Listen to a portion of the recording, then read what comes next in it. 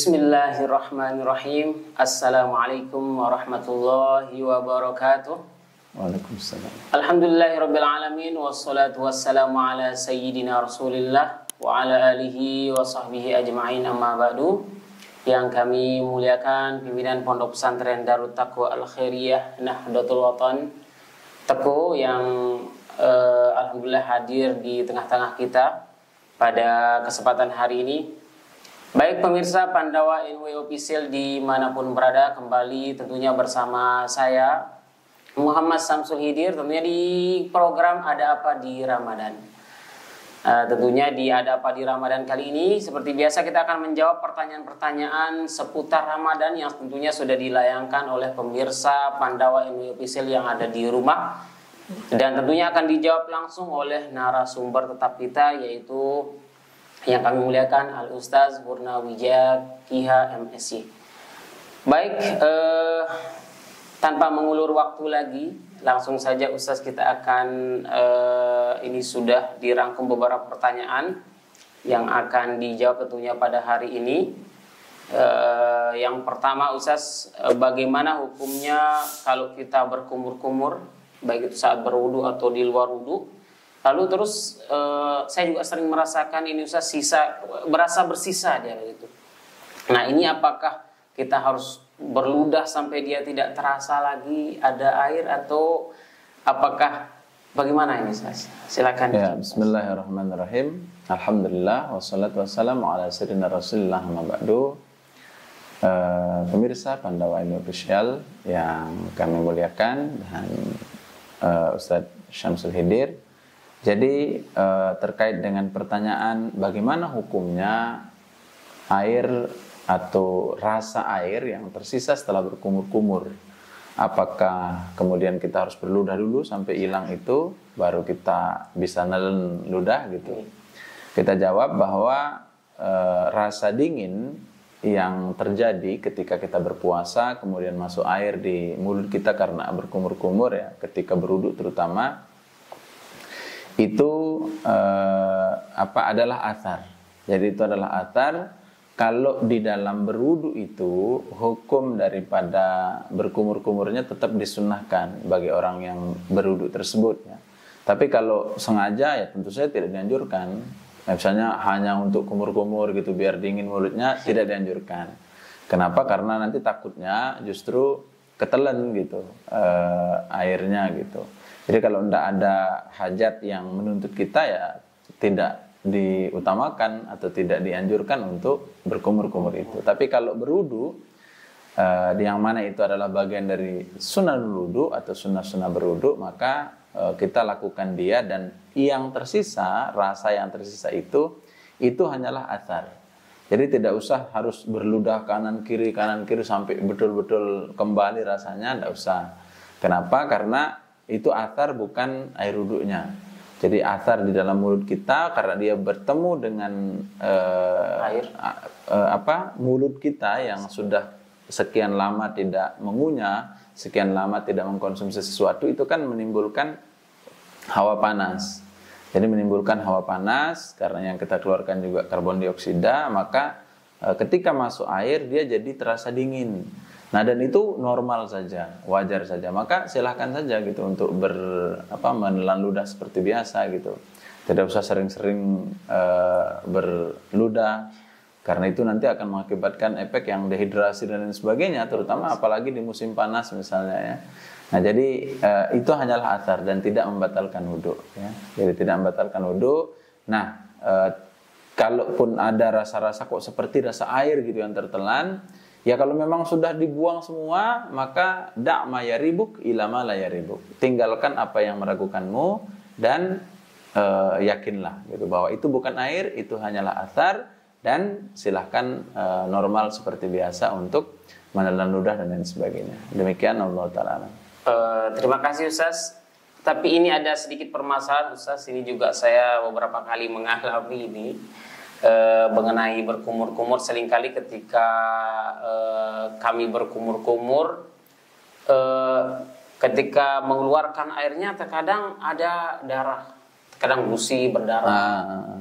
Nah, kalau ini bagaimana Ustaz? Kedua kali kita keluarkan masih ada masih kelihatan darah. Nah, kalau itu lain kasusnya. Jadi kalau misalnya ada gusi yang berdarah, nah itu harus dikeluarkan. Jadi tidak untuk ditelan gitu darah tersebut ya. Jadi kalau misalnya itu adalah darah, maka ya silahkan berkumur-kumur dan mengeluarkan darahnya sampai dia selesai. Sampai selesai darahnya itu gitu. Kecuali kalau misalnya itu adalah karena dia misalnya mengalami satu penyakit yang memang gusinya memang selalu berdarah, berarti ya itu kedaruratan larinya gitu. Kalau misalnya dia memang tidak bisa bersih, dia memang selalu berdarah gitu. Tapi kalau yang kita yang tidak sakit misalnya, cuman sesekali aja karena efek apa mungkin ketika puasa itu, maka ya silahkan dibersihkan, kemudian berkumur gitu untuk membersihkan itu. Nah ketika sudah berhenti ya sudah tinggal dilanjutkan gitu. Jadi tidak usah khawatir gitu ya. Kalau misalnya sudah berkali-kali dan memang dia sepanjang hari memang sepertinya gusinya berdarah, nah itu dimaafkan ya. Dimaafkan, tidak usah sampai keluar terus gitu sampai habis, ya nanti pingsan dia kan karena kehabisan air dan kehabisan cairan kan, dehidrasi. Baik Ustaz, itu dia pemirsa Pandawa NW Official dimanapun berada, tentang berkumur-kumur. Pertanyaan kedua Ustaz, apakah ini mengenai, kalau kemarin Ustaz kita sudah membahas tentang suntik, membahas tentang infus, ada juga tetes mata, inhaler dan sebagainya. Nah kalau ini Ustaz, pertanyaan berikutnya datang juga dari pemirsa Pandawa NW yang sudah dirangkum oleh tim media kita. Itu tentang uap oksigen bagi orang yang menderita sesak napas saat berpuasa. Nah, ini bagaimana Ustaz? Jadi bagaimana hukumnya menggunakan uap ketika berpuasa itu? Nebulizer kalau nggak salah Ustaz. Ya nebulizer. Nebulizer. Jadi itu dimasukkan. Ya jadi kalau menggunakan bukan menggunakan nebulizer itu atau uap itu ketika terjadi sesak ketika sedang berpuasa itu tidak membatalkan puasa. Jadi dalam mazhab Syafi'i tidak membatalkan puasa. Kenapa? Karena nebulizer itu atau penguapan itu sama seperti bernapas biasa. Jadi itu adalah angin yang berisi oksigen, kan namanya tadi oksigen gitu ya. Jadi oksigen yang kemudian dimasukkan melalui pernapasan, kemudian sampai ke paru-paru dan kembali lagi seperti itu. Jadi kenapa menggunakan itu? Karena supaya fokus orang yang sedang sesak itu terjadi penyempitan di rongga pernapasannya. Nah dia terjadi penyempitan, sehingga oksigen tidak bisa lancar keluar masuk. Nah salah satu caranya untuk memperlancar itu adalah dengan menggunakan nebulizer itu. Dan itu sama hukumnya dengan bernapas biasa ya, karena dia melalui rongga pernapasan, baik itu rongga pernapasan lewat hidung maupun rongga pernapasan yang ada di lewat mulut kita. Jadi itu tidak ada masalah karena memang nyatu antara hidung dengan rongga mulut itu gitu, rongga leher itu. Nah itu tidak membatalkan puasa. Ini kalau tidak ada obat campuran lain gitu. Kalau dia ada campuran lain, misalnya karena dia memiliki zat yang seperti pada rokok berupa asap misalnya, artinya asap yang mengandung di dalam asapnya itu bukan pernapasan, tapi obat ya, seperti inhaler yang kita bahas kemarin itu ada zatnya, maka itu dapat membatalkan puasa. Jadi nanti kita bisa tanya dokternya, apakah ini murni pengasapan dalam bentuk udara yang kemudian keluar masuk lewat rongga lalu sampai ke paru-paru lalu kembali lagi itu untuk pengobatan asmanya atau sesak napasnya, ataukah di sana ada pengobatan lain yang berbentuk obat. Karena kalau yang berbentuk obat berarti kan dia berbentuk zat dan masuk ke dalam rongga mulut dan hidung ini bagian dari jaufun mampazin. Jadi dia termasuk ke dalam rongga yang terbuka. Sama dengan obat-obat yang lain, misalnya obat yang dimasukkan ke dalam telinga, ya, sama dengan obat yang dimasukkan, mohon maaf, ke anus misalnya untuk apa, memperlancar BAB, kan ada itu ya, ada. Nah, obat seperti itu membatalkan puasa dalam mazhab Syafi'i, ya, karena dia termasuk bagian dari usulu ainin ila jaufin mamtazin. Jadi dia masuknya sesuatu ke dalam lubang yang terbuka. Nah, pantat, mohon maaf ya, untuk ketika BAB itu sulit keluar, lalu dimasukkan padanya obat, itu dapat membatalkan puasa. Sama hukumnya dengan pil yang dikonsumsi. Jadi pil misalnya dikonsumsi kan batal. Nah, minum obat sirup misalnya batal kan.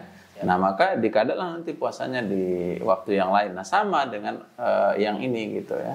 Nah, cuman yang dalam kasus yang ditanyakan yaitu asma, sesak napas itu yang digunakan adalah pure udara dan mengandung oksigen yang dikristalisasi ya. Maka itu tidak membatalkan puasa. Wallahu taala alam. Oke, terima kasih. Bagaimana kalau ini dimasukkan tadi kalau dimasukkan obat campuran gitu yang mengandung zat, itu bisa membatalkan puasa. Nah, bagaimana kalau ini kan sesak ini apa ya bahasanya, mendadak dan harus ini Ustaz. Iya, kalau memang terpaksa apa dibatalkan puasa? Silakan, kan tidak ada masalah. Anda sakit lalu harus minum obat, ya minum dong. Siap.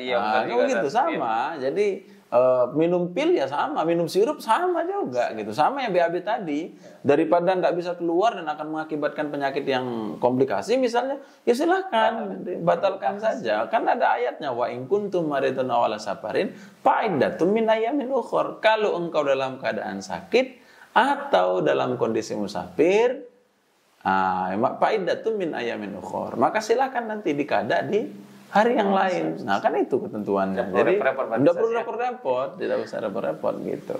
Karena itu kondisinya ya pengobatan dan darurat gitu. Demikian, baik Ustaz, terima kasih. Itu dia pemirsa Pandawa Ilmu Bisil dimanapun berada. Pertanyaan selanjutnya Ustaz, ini tentang puasa. Kayak tadi misalnya ada yang batal, lalu tentunya akan dikada nanti selesai bulan puasa atau di Syawal dan bulan-bulan berikutnya. Nah, ini kalau berkaitan di bulan Syawal Ustaz, di sana kan ada puasa sunat 6 hari di bulan Syawalnya. Nah, ini ketika kita milihnya mau pilih kada atau mau pilih puasa Syawal. Nah, itu bagaimana Ustaz? Mana lebih utama, misalnya kita puasa kadanya kah dulu atau Syawalnya dulu? Oke, baik. Jadi ini berdasarkan hadis Nabi Shallallahu Alaihi Wasallam. Man shoma Ramadhana, thumma yutsbi'uhu sittan min Syawalin, pakaan nama siyamud dahri. Jadi barang siapa yang berpuasa di bulan suci Ramadan, kemudian mengikutinya dengan berpuasa 6 hari di bulan Syawal, maka seakan-akan dia berpuasa setahun penuh. Jadi setahun penuh dia dapat pahalanya itu. Jadi syaratnya adalah puasa Ramadan dulu, baru puasa 6 hari di bulan Syawal. Bukan tidak pernah puasa Ramadan tiba-tiba Syawal. Enggak ya. Jadi harus puasa Ramadan full atau yang memang dia bisa, kemudian di bulan Syawal berpuasa 6 hari. Nah, bagi perempuan ini kan pasti perempuan, karena yang biasa batal perempuan, atau ya ada juga laki-laki yang batal tapi jarang, yang sakit dan lain sebagainya. Nah, pada kasus perempuan yang tadi dia masih punya hutang puasa, lalu dia mau puasa 6 Syawal, manakah yang lebih utama? Nah, kita jawab sebenarnya ini adalah sesuatu yang beririsan. Jadi kalau dia punya puasa qadaan, puasa yang harus dia qada ya. Nah, itu sebaiknya dia qada puasanya. Ya, dia kada saja langsung puasanya di bulan Syawal tersebut. Nah, puasa 6 harinya ini itu dia bisa dapatkan keutamaannya dengan semata-mata dia mengerjakan puasa qada tersebut.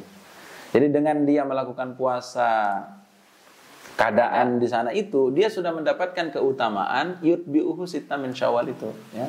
Dia sudah mendapatkan keutamaan mengikutinya 6 hari di bulan Syawal tanpa harus diniatkan. Kenapa? Karena ketika kita melakukan sesuatu yang wajib, itu yang sunat jadi ikut ya. Jadi dapat keikutan gitu ya. Jadi maka bagaimana niatnya? Apakah dia niatkan dua-duanya? Tidak perlu. Bahkan kalau dia niatkan dua-duanya tidak sah. Karena satu ibadah itu niatnya harus satu saja.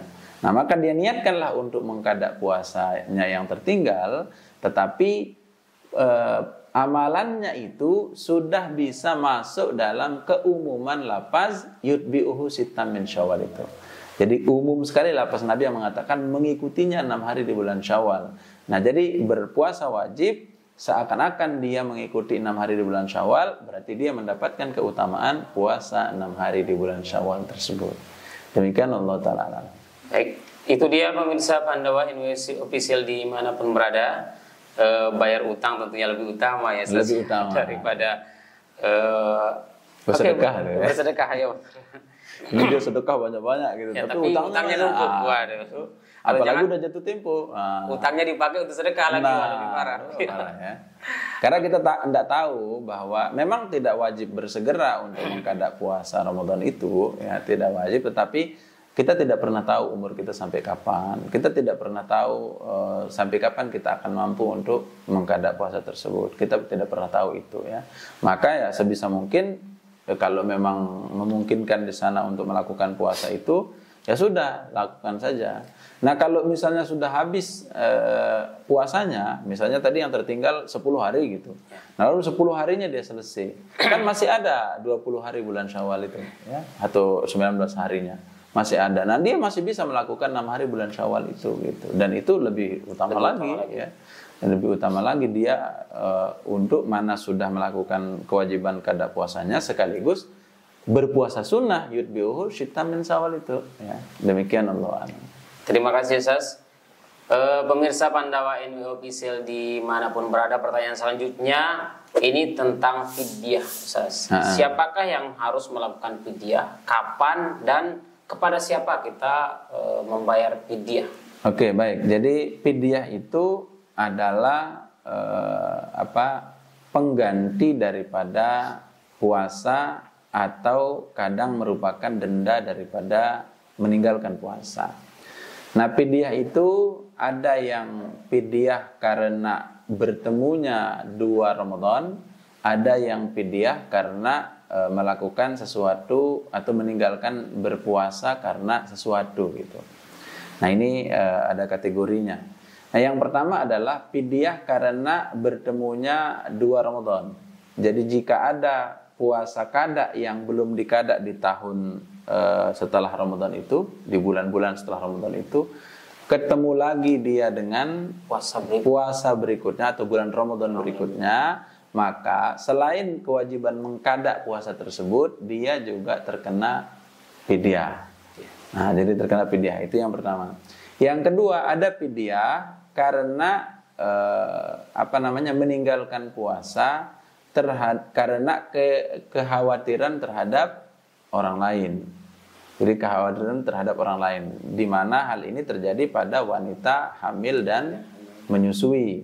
Nah, ada perempuan yang hamil dan dia khawatir terhadap keselamatan janinnya, maka dia selain nanti wajib mengqadanya juga harus mengeluarkan fidyah, puasa yang ditinggalkan. Misalnya dia tidak berpuasa gara-gara khawatir terhadap janinnya ya, atau dia khawatir terhadap anak susuannya. Jadi anak susuannya ini khawatir dia akan sakit kalau dia berpuasa gara-gara misalnya produksi ASI-nya berkurang atau ASI-nya jadi tidak berkualitas, dan itu mengkhawatirkan terhadap anak tersebut, anak tersebut karena dia menyusui ya. Atau janin ketika dia ke dokter misalnya ini anaknya tidak berkembang kalau berpuasa, maka silahkan berbuka misalnya. Nah, itu kan dia khawatir berarti kepada anaknya. Nah, itu dia juga selain mengqada puasa itu nanti wajib terkena fidyah ya. Nah, itu perempuan yang hamil dan perempuan yang menyusui. Dan ini diingat ya, perlu diingat adalah kekhawatiran kepada janinnya terhadap anaknya, atau bahasa lainnya terhadap orang lain. Kalau kekhawatirannya karena dirinya sendiri, dia tidak wajib fidyah. Jadi misalnya kalau dia berpuasa dia sakit, kata dokter janinmu tidak apa-apa, anakmu tidak apa-apa kamu berpuasa gitu, tapi dianya yang kurang sehat, sakit misalnya, lemah gitu, terlalu lemah tidak bisa ngapa-ngapain misalnya, sehingga ya sudahlah, daripada saya sakit lebih baik tidak berpuasa. Karena tadi wa in kuntum maridan ala safarin fa iddatun min ayamin ukhur gitu. Nah, itu enggak apa-apa. Jadi tidak wajib fidyah, dia hanya wajib mengqada. Jadi penyebab wajib fidyah itu adalah karena kekhawatiran terhadap orang lain tadi. Nah, itu yang kedua. Kemudian yang berikutnya, fidyah itu dikeluarkan oleh seseorang yang sudah tua renta sehingga tidak mampu berpuasa, atau seseorang yang sakit yang layur jabur yang tidak ada harapan untuk sembuh. Jadi dia sudah ada harapan untuk sembuh ini gitu ya. Karena tua banget atau masih muda tapi penyakitnya menahun, ya berat dan tidak kata dokter there is no medicine gitu, tidak ada obat ya. Jadi tidak ada obatnya. Nah, ini juga bisa diganti puasanya diganti dengan fidyah. Fidyah saja. Iya, jadi tidak perlu ngada. Ya gimana mau ngada kan memang sakit dan tua gitu. Nah, makanya dia hanya berkewajiban fidyah. Nah, ini tiga hal yang berurusan dengan fidyah. Ya. Nah, berapa jumlah fidyah itu? Fidyah itu dikeluarkan 1 mud per hari untuk setiap puasa. Ya. 1 mud per hari untuk setiap puasa. 1 mud itu adalah 1 genggamannya Nabi Shallallahu Alaihi Wasallam. Jadi 1 genggamannya Nabi Shallallahu Alaihi Wasallam lah pada saat itu, itulah namanya 1 mud gitu ya. Atau kalau kita kurang lebih konversikan 1 mud itu sekitar 8 ons, kurang 1 kilo ya. Jadi kurang 1 genggam itu kurang 1 kilo ya. Jadi 1 mud itu kurang 1 kilo, yaitu ya sekitar 8 ons lah ya. Itu per hari yang dikeluarkan untuk berfidyah. Kepada siapa fidyah itu dikeluarkan? Fidyah itu dikeluarkan kepada fakir dengan miskin. Jadi orang-orang miskin, orang-orang fakir yang ada di sekitar, nah itulah yang diberikan fidyah tersebut ya. Demikian Allah Ta'ala. Pemirsa Pandawa NW Official dimanapun berada, kita lanjut ke pertanyaan terakhir ini, Ustaz, tentang bagaimana mengetahui ciri-ciri Lailatul Qadar buat para pemburu Lailatul Qadar termasuk saya, Ustaz. Bismillahirrahmanirrahim. Jadi terkait dengan Lailatul Qadar, salah satu keistimewaan bulan suci Ramadan adalah terdapatnya suatu malam di dalam bulan Ramadan tersebut yang disebut dengan Lailatul Qadar, di mana beribadah di dalamnya itu lebih baik dari 1000 bulan. Di dalam ayat surat Al-Qadr disebutkan, Inna anzalnahu fi lailatul qadri wa ma adraka ma lailatul qadr, lailatul qadri khairum min alfi syahr ya. Jadi sesungguhnya kami menurunkan Al-Quran itu di malam Qadar, di bulan suci Ramadan ya. Tahukah engkau apakah itu malam Qadar? Malam Qadar itu lebih baik daripada 1000 bulan.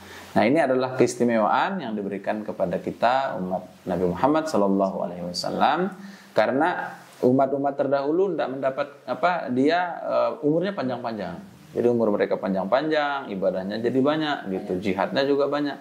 Nah, para sahabat ketika mendengar cerita tentang umat-umat terdahulu yang panjang umur, berjihad luar biasa, amal-amalnya juga luar biasa, itu merasa iri gitu. Kita umurnya kok pendek-pendek gitu. Maka salah satu diberikan kemudian keistimewaan itu adalah kita ada satu malam yang kalau kita berusaha untuk beribadah di dalamnya itu bisa mendapatkan 1000 bulan atau setara dengan 83 tahun. Ya misalnya kalau 10 tahun berturut-turut dapat Lailatul Qadar kan sudah 830 gitu. Sudah menyamai umurnya Nabi Nuh gitu. Jadi gitu ya. Nah, itulah salah satu keistimewaan. Nah, terkait dengan kapankah atau bagaimana cara kita mendapatkan Lailatul Qadar itu tidak bisa hanya melakukan pada malam-malam sesuai di umur ulama mengatakan di 10 malam terakhir, terutama di malam-malam ganjil. Jadi tidak bisa di sana hanya nanti malam tanggal 21 gitu, malam tanggal 23, 25, 27, 29 itu aja dia berjaga gitu. Tanggal 1 kita lalai. Tanggal 1 lalai, tanggal 2 dan seterusnya. Atau bahkan di tanggal genapnya sendiri tidurnya full gitu. 20, 22, 24 gitu. Nah, jadi kata para ulama, kalau ingin mendapatkan Lailatul Qadar, kita harus dari sejak awal Ramadan mempersiapkan diri. Salah satu amalan, Siti Aisyah pernah bertanya kepada Rasulullah SAW, gimana amalan saya gitu untuk mendapatkan Lailatul Qadar itu. Nah, Nabi kemudian mengajarkan suatu doa yang biasa kita baca juga di ketika tarawih ya. Allahumma innaka afuwun karim tuhibbul afwa fa'fu anna.